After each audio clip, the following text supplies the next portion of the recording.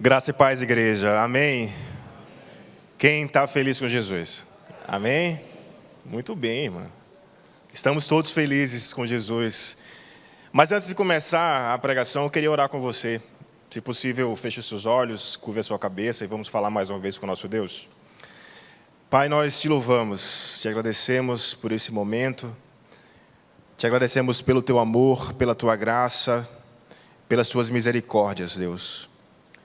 A oração que nós fazemos é que nesse momento os nossos corações, eles se aquietem e se estejam atentos à tua voz, que teu Espírito Santo fale poderosamente aos nossos corações.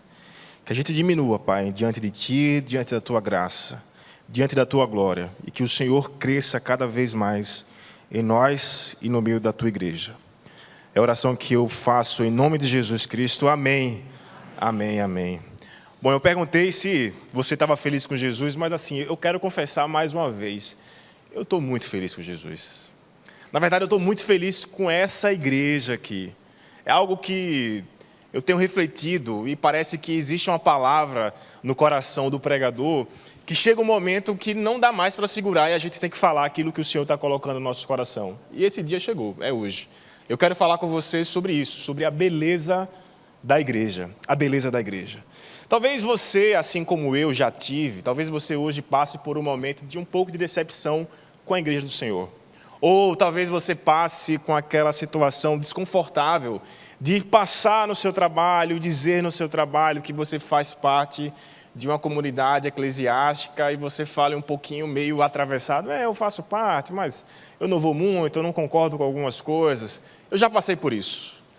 Eu, adolescente, eu não sei se isso é um problema de todos os adolescentes, mas eu conheci vários amigos meus que passaram por isso. Ao longo da minha adolescência, teve momentos que, para dizer que eu era cristão, eu tive muita dificuldade de dizer isso. De dizer que eu fazia parte de uma comunidade cristã, eu dizia, eu acho que eu sou, mas eu falo... Na minha época chamava de crente ninja, não sei se hoje ainda existe assim, né? Aquele cara que está lá, é o espião de Jesus. Você está lá, mas ninguém sabe que você é crente. Acontece muito em formaturas, tá? Às vezes acontece uma formatura aqui e fala assim, rapaz, você é crente? Desde quando? Rapaz, desde 10 anos eu estou nessa igreja aqui e a gente não se viu. Mas aconteceu muito com isso, mas Deus transformou meu coração e graças a Deus por isso. E eu consigo enxergar hoje a beleza da igreja, a beleza de ser igreja. Eu quero falar com você, na verdade, principalmente com dois públicos. Aquele que está desigrejado, seja efetivamente desigrejado, ou seja aquele desigrejado não praticante. Vem para a igreja, mas só vem, de corpo presente, tornou isso aqui como ritual, tornou isso como algo comum. E eu quero falar também para você que é desengajado. Você é membro, você é frequentador, mas você ainda não fez dessa comunidade a sua família e você não está engajado nessa obra que o Senhor está fazendo no mundo. A missionária Ana Alzira, ela fala o seguinte, a frase dela é, Deus, não me deixe de fora daquilo que o Senhor está fazendo no mundo. Essa é a oração que eu faço todos os dias. Senhor, eu quero estar onde o Senhor quer que eu esteja. Será que eu estou onde o Senhor quer que eu esteja? Eu não quero ficar de fora do que o Senhor está fazendo no mundo. E o que o Senhor faz através do mundo é através das nossas vidas, mas através da nossa comunidade de fé. Seja essa ou outra comunidade de fé. Então você que está desengajado, também preste atenção naquilo que o Senhor quer falar aos nossos corações. Eu queria falar sobre 4 verdades que o Novo Testamento, ele fala sobre a beleza da igreja. A primeira verdade é que a igreja, ela é uma comunidade cristoforme. E aqui eu quero pedir muito perdão às meninas das Libras.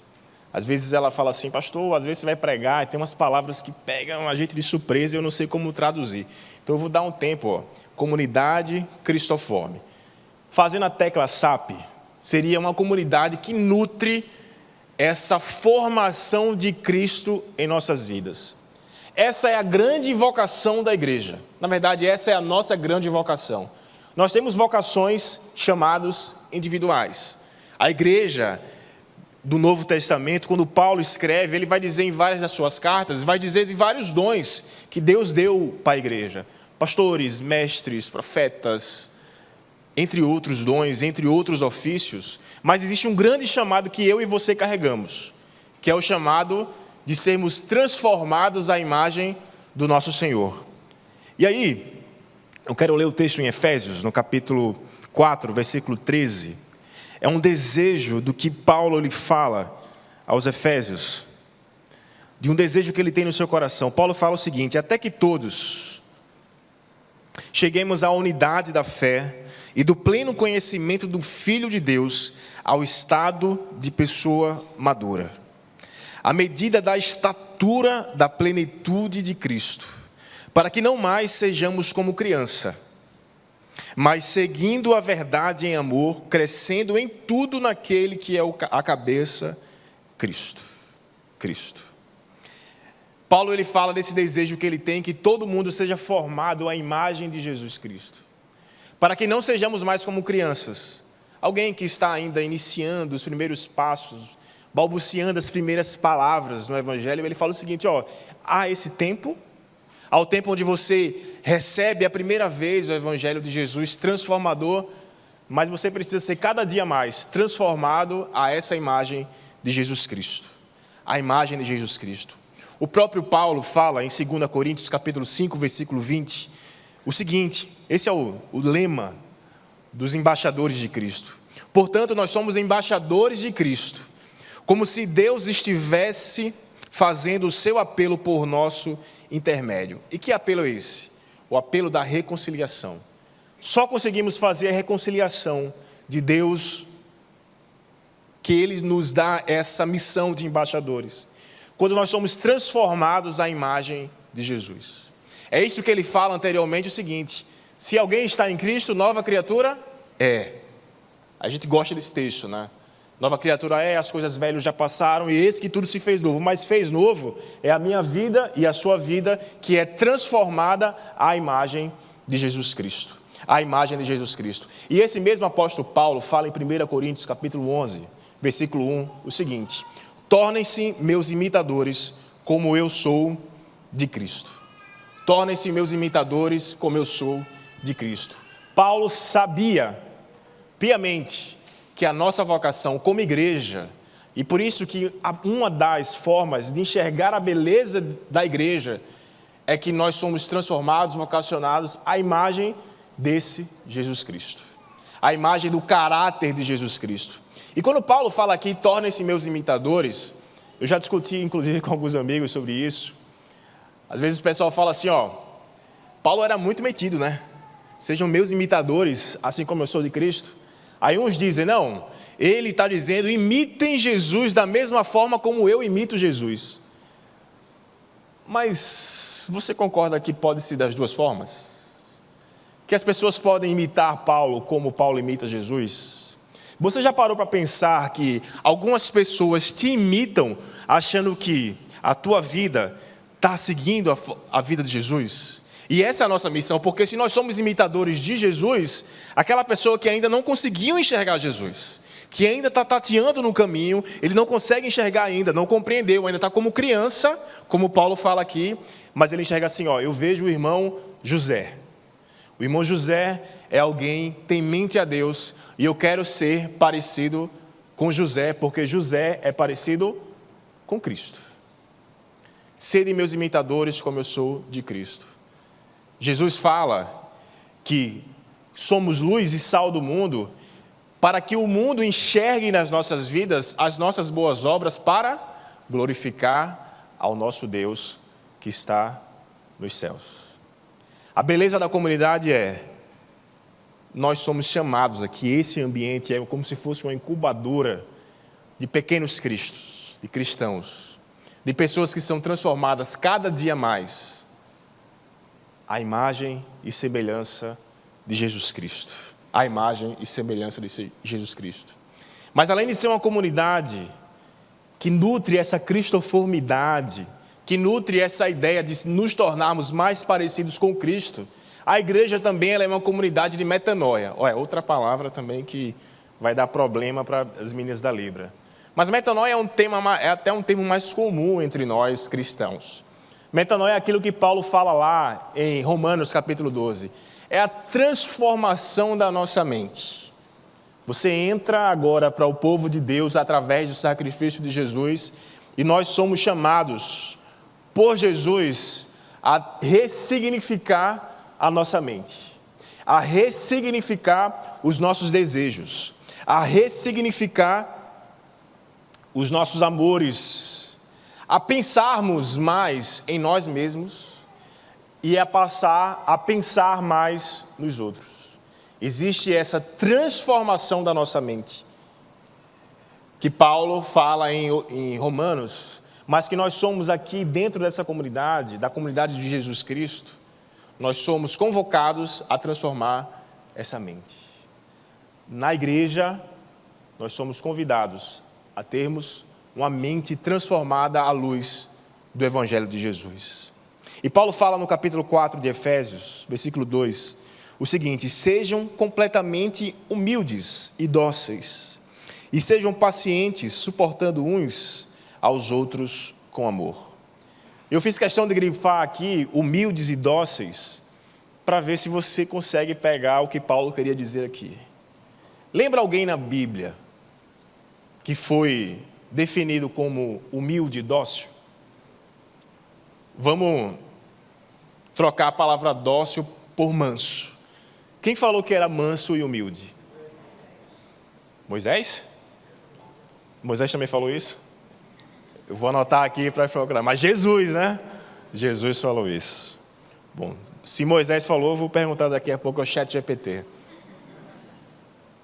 Mas Jesus falou isso. Certa vez, Jesus ele estava falando com os seus discípulos e com os moradores da Galileia. E chegaram então os discípulos de João.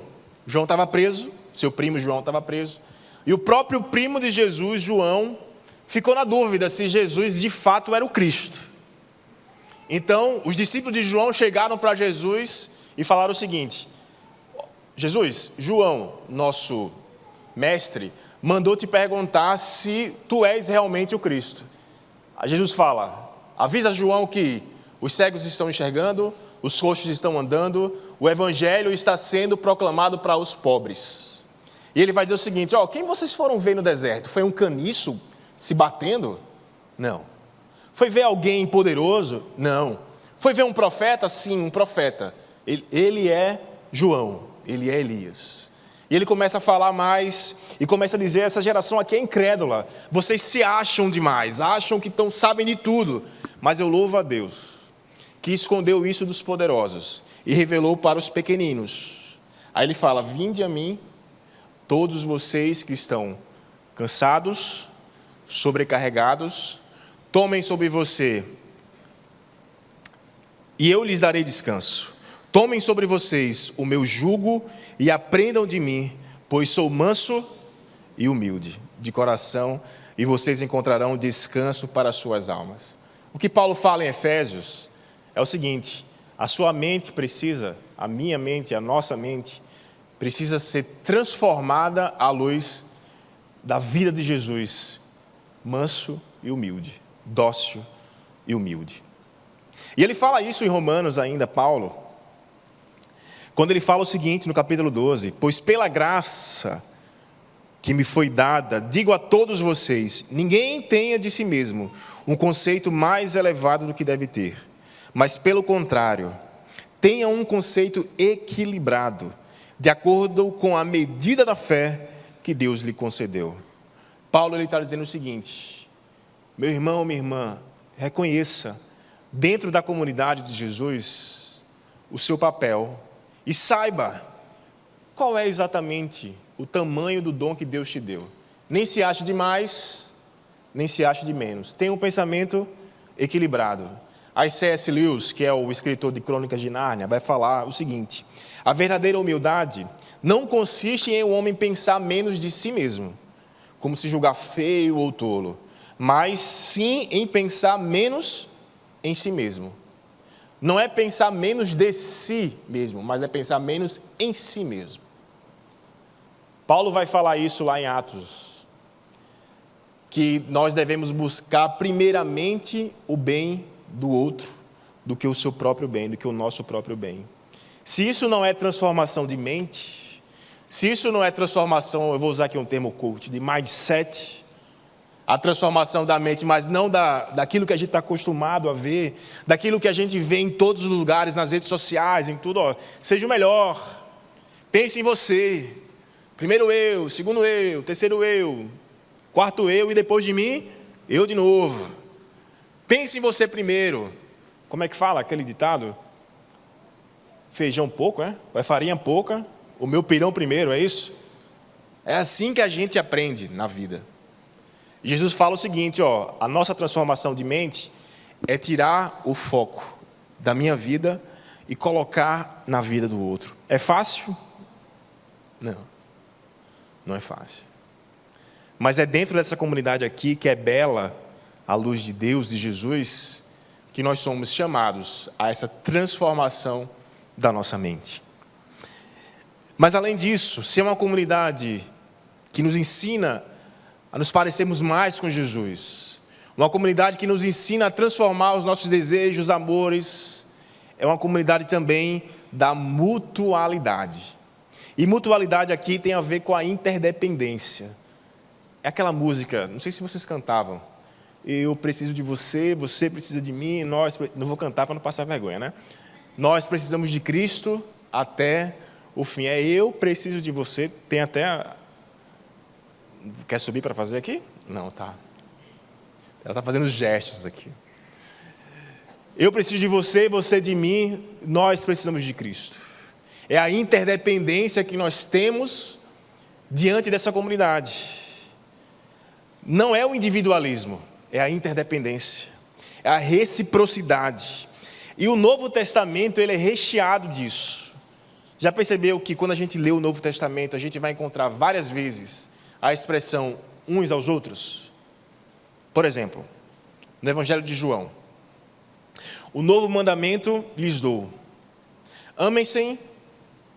Vamos repetir junto? Quando tiver assim em negrito, a gente lê junto, tá? O novo mandamento lhes dou: amem-se uns aos outros, como eu os amei. Vocês devem amar-se uns aos outros. Com isso todos saberão que vocês são meus discípulos, se vocês se amarem uns aos outros. Mutualidade, uns aos outros. E vocês viram o peso disso aqui, né? Como é que o mundo sabe que nós somos discípulos de Jesus? Se nos amarmos uns aos outros. Lá em Colossenses capítulo 3, suportem-se uns aos outros e perdoem as queixas que tiverem uns contra os outros. Perdoem como o Senhor lhes perdoou. Outra pancada. Perdoar como o Senhor nos perdoou. Romanos capítulo 15, versículo 7. Portanto, aceitem-se uns aos outros, como Cristo aceitou, a fim de que vocês glorifiquem a Deus. Como é que a gente glorifica a Deus? Aceitando uns aos outros. Gálatas, capítulo 5, versículo 13. Sirvam uns aos outros mediante o amor. Uns aos outros mediante o amor. Mutualidade, reciprocidade, interdependência. Um precisando do outro. A vida de um tocando a vida do outro. Os problemas de um tocando o problema do outro, a vida do outro.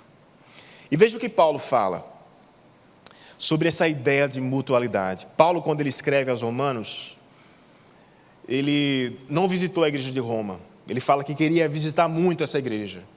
E ele fala isso no primeiro capítulo com uma grande vontade. Eu anseio vê-los a fim de compartilhar com vocês algum dom espiritual para fortalecê-los. Aí parece que ele aqui, não só eu que vou compartilhar com vocês um dom espiritual. Aí ele fala, isto é, para que eu e vocês sejamos mutuamente encorajados pela fé. Vocês têm noção do que Paulo faz aqui? Paulo, o grande apóstolo dos gentios. Paulo, aquele que foi chamado para levar o evangelho até os confins da terra. Ele está falando para uma comunidade recém-formada, de pessoas ainda crianças na fé. Ele fala o seguinte, nessa união onde eu tenho uma determinada caminhada cristã, um determinado conhecimento de Deus, e vocês ainda estão começando, mas nessa nossa relação, nós conseguimos ter essa relação de mutualidade. Domingo passado à noite eu fui pregar na Igreja Redenção, do pastor Éder hoje, filho do pastor Eliel, e teve uma cena lá que me quebrou mesmo. Tem um irmão lá chamado José Bernardo, 84 anos. A esposa dele estava internada no HGE, mas ele estava na igreja. E eu comecei a conversar com ele e tal, e ele falou assim: pastor, o pastor Eliel foi que me ensinou a ser crente. Ele é um ótimo ensinador de ser crente. Eu gostei da expressão, ensinador de ser crente. Mas o que me pegou foi que, depois do culto, ele chegou com um guardanapozinho, assim, aí me entregou o guardanapo e falou bem assim: escreva o seu nome aqui para eu orar por você. Aí eu fiz, caramba, eu não esperava isso. Eu não esperava que nessa relação de alguém que eu nem conheço, de alguém que eu nunca vi, ele chegar para mim e dizer assim: ó, eu preciso de você, mas você também precisa de mim. E eu consigo orar por você. Se eu só puder fazer isso, se nessa nossa relação eu só puder fazer isso, orar por você, eu vou fazer. Escreve o teu nome aqui, que eu vou orar por você. Tem uma frase do Papa Francisco que diz assim: ó, ninguém é tão pobre que não possa doar alguma coisa. E aí a gente acha que doar sempre é dinheiro, né? A igreja está na campanha, quando fala em doar, é dinheiro. Mas não é isso. Quem falou de pobreza e doação é dinheiro. Mas isso se aplica para tudo. A gente tem algo para dar para alguém, sempre. Ninguém tem de menos que não possa doar. Ninguém tem de mais que não possa receber. É um ombro para quem precisa, é um abraço para quem precisa, é um braço para ajudar em algo, é um ouvido para ouvir, só ouvir. É uma boca para ser instrumento de Deus na vida de alguém. Mas essa importância da mutualidade que nós temos, ela é tamanha que o próprio Jesus orou por nós sobre isso. Jesus, nos seus últimos dias de vida, ele... Imagina só, você sabe que vai... Não, acho que não vamos ter essa imaginação não, que é ruim. Imaginar que você sabe que vai morrer. Às vezes a pessoa, eu queria saber o dia que eu vou morrer. Eu não queria. Eu quero viver assim mesmo, achando que Jesus vai voltar e eu não vou morrer. Mas imagina Jesus, sabendo que vai morrer, está indo para a cruz. Ele tem os últimos momentos com seus discípulos. Ele poderia falar várias coisas, certo? Ele poderia relembrar várias coisas. Mas ele tirou um tempo para orar por mim e por você. Sabia disso? Capítulo 17 de João, oração sacerdotal. Jesus ora. A minha oração não é apenas por eles. Eles quem? Discípulos que estavam reunidos com eles. Rogo também por aqueles que crerão em mim, eu e você, por meio da mensagem deles, dos discípulos na época, para que todos sejam um, Pai, como tu estás em mim e eu em ti, que eles também estejam em nós, para que o mundo creia que tu me enviaste. Dê-lhes a glória que me deste, para que eles sejam um, assim como nós somos um, eu neles e tu em mim. Que eles sejam levados à plena unidade, para que o mundo saiba que tu me enviaste e os amaste, como igualmente me amaste. Jesus orou por mim e por você, para que exerçamos essa mutualidade e unidade diante da comunidade de Jesus. Mas fora isso, além disso, melhor dizendo, quando os discípulos perguntaram: Pai, nós não sabemos, Jesus, nós não sabemos orar, ensina-nos a orar. O que é que ele ensina? Oração do Pai Nosso. Aí na oração do Pai Nosso, o Pai é nosso. Pai nosso. Não é o meu Pai, não é o seu Pai, é o Pai nosso. O pão é meu ou seu? Não, o pão é nosso. As ofensas, nossas ofensas. O perdão é o nosso perdão. Por isso que nós podemos dizer que a salvação, ela é pessoal. A gente vê isso. O caminho do discipulado é comunitário. Agora nada, absolutamente nada no Evangelho é individual. dentro da comunidade de Jesus, que torna ela bela, é a vivência da mutualidade.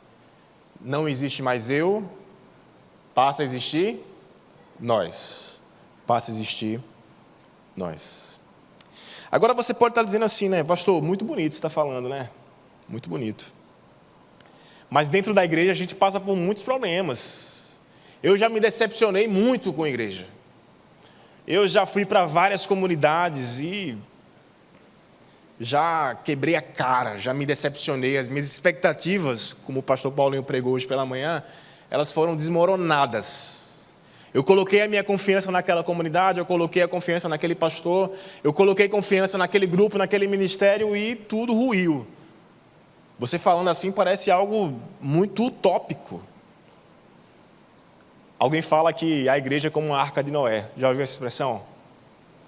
Que dentro tem muito bicho. Não, bicho não, misericórdia. Mas que dentro tem muita bagunça. Às vezes algo que não está cheirando muito bem. Mas é melhor do que estar lá fora no meio da chuva. Fala sobre isso, né? Por isso que eu quero pedir perdão a vocês. A você que se identificou com isso. Porque se a gente entendeu na oração do Pai Nosso que as ofensas são nossas, se alguém cometeu com você, foi a igreja que cometeu, e eu peço perdão. Às vezes até eu mesmo posso ter feito isso. Não cumpri as expectativas que você tinha.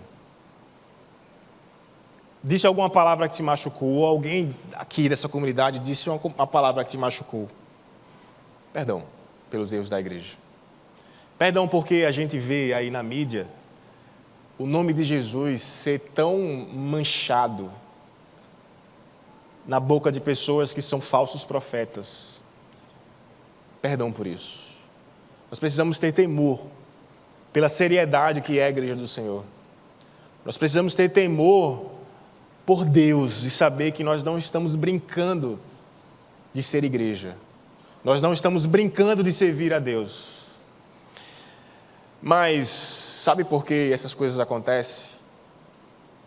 Porque nós não entendemos isso aqui, ó. A igreja é uma comunidade do Espírito. A igreja não é uma comunidade de homens. Quando a gente acha que a igreja ela é uma comunidade de homens e mulheres, aí todo tipo de atrocidade acontece. Mas a igreja do Senhor, ela é uma comunidade do Espírito. Paulo fala isso em Efésios capítulo 4, versículo 4. Há um só corpo e um Espírito. É esse Espírito que mantém a igreja do Senhor viva. É esse Espírito que Jesus sabia quando disse o seguinte, ó, as portas do inferno não prevalecerão contra a igreja. É sobre a igreja que é firmada no Espírito e não nos homens. Quando a gente não entende isso, a igreja ela deixa de ser algo que glorifica a Deus para glorificar homens, Quando a gente acha que é fruto nosso, a gente começa a fazer as nossas panelas, os nossos grupinhos. Nós ferimos, maltratamos, nós somos inconsequentes. Existe uma comunhão falsa na igreja quando homens e mulheres formam essa comunhão, essa igreja. O exemplo é 1 Coríntios. 1 Coríntios, na ceia do Senhor, que a gente fala, né, quando Paulo fala o seguinte, ó, isso eu recebi do Senhor, estou dizendo que na noite que o Senhor foi traído, tomou o pão, partiu, deu graça e partiu e disse, isto é meu corpo, que foi dado em favor de vocês, de nós, façam isso em memória de mim. Aí ele vai continuar a falar sobre o vinho, e ele vai dizer o seguinte, ó, então examine o homem, examine. E quando Paulo fala isso em Coríntios, examine, é porque lá em Coríntios, eles achavam que viviam uma comunhão. Só que a comunhão de Coríntios era uma comunhão de iguais. Era uma comunhão de pessoas ricas, que chegavam mais cedo na ceia, levavam suas comidas e comiam juntos. As pessoas mais pobres, que precisavam trabalhar até mais tarde, chegavam com pouca comida e não comiam nada. A comunhão cristã não é uma comunhão de iguais. É uma comunhão de pessoas diferentes, que pensam diferentes, que têm problemas diferentes, experiências de vidas diferentes. E nós precisamos estar juntos todo mundo junto e misturado nessa comunhão, que a única forma de pensar de igualdade entre nós é Jesus. Mas as nossas diferenças como seres humanos continuarão. Continuarão. Por isso eu quero dizer o seguinte: entenda que a comunidade ela é algo que o Espírito Santo faz no nosso meio. É isso que torna a igreja bela. Mas se alguma coisa aconteceu com você, perdoe. Porque é fácil a gente orar para Deus, né? Senhor, perdoa os meus pecados. Geralmente a gente até no final das orações fala isso, né? Com o perdão dos nossos pecados, assim te oramos em nome de Jesus, amém. É até uma fórmula bonita de se orar. Só que quando Jesus nos ensina a pedir perdão, ele fala o seguinte: perdoa como nós perdoamos. Então perdoe. Perdoe se algo te machucou. Mas além disso, peça perdão. Aí vem para nós também. Porque a gente tem a tendência de não enxergar os nossos erros e achar que qualquer palavra que é dita, se alguém se machucou, problema nessa pessoa, peça perdão, reconheça o seu erro. Errar faz parte da caminhada. Persistir no erro, não. Errar faz parte. Não reconhecer o erro, não. Peça perdão. Mas além disso, engaje-se. Engaje-se. Veja o que Deus faz no nosso meio. Eu gosto quando o pastor Luiz Carlos, depois de Farol em Ação, fala, ele fala: está vendo o quanto de coisa nós temos aqui para fazer? Eu vejo, você vê. Fala a verdade, você vê. A não ser que você, na hora do Farol em Ação, fique no celular. Mas se não ficar, você vê o que Deus está fazendo no nosso meio. Além de ver, você sente. Você chega e vê assim, ó, algo diferente está acontecendo nesse lugar. Algo diferente está acontecendo e eu quero participar disso. Engaje-se. Engaje-se. E por último, doe-se. Doe-se. Porque na mutualidade, muitas vezes você é o acolhido, mas muitas e muitas vezes você é o acolhedor, ou deveria ser o acolhedor, porque a gente quer ser o acolhido, mas acolher é mais difícil. A gente quer ser o perdoado, mas aquele que perdoa é mais difícil. A gente quer ser amado, mas amar não tem forças. Ora, pede a Deus. Saiba que as forças não são nossas. A força é do Espírito. Nós só conseguimos vencer pelo poder do Espírito. Entrega isso ao Senhor. Aquilo que mais você tem dificuldade. Eu quero orar com você para a gente terminar. Coloca nas mãos do Senhor aquilo que mais tem sido difícil na sua vida. Independentemente de quanto tempo você tem de caminhada, independentemente de quanto tempo você tem nessa igreja, se chegou agora, se está há muito tempo, não sei. Mas talvez exista algo aí dentro que, de alguma forma, você não está sabendo nem expressar a Deus. Coloca esse emaranhado de pensamentos na mão de Deus, de sentimentos na mão de Deus, e pede para Deus transformar e quebrar toda a resistência que você tem contra a igreja do Senhor.